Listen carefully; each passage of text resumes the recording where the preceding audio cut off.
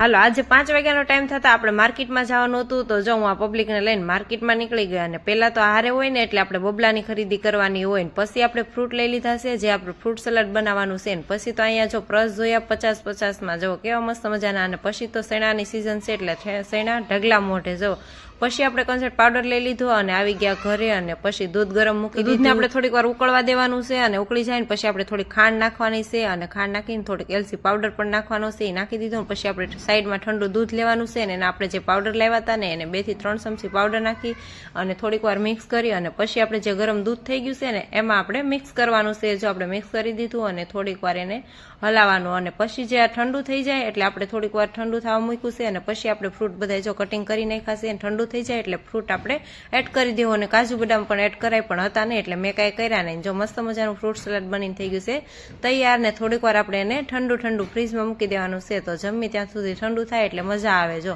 અને પછી મેં ફ્રીજમાં મૂકી દીધું અને થોડીક વાર થઈને ત્યાં તો પછી અમે બધા જમી લીધું તું ને પરેશ આવ્યા એટલે જોઈ બેસી ગયા જમવા તો મેં એને પૂછ્યું કેવું બન્યું છે તો કે મસ્ત મજાનું તો ચાલો વિડીયોને એન્ડ આપીશું બાય બાય મળે નેક્સ્ટ વિડીયોમાં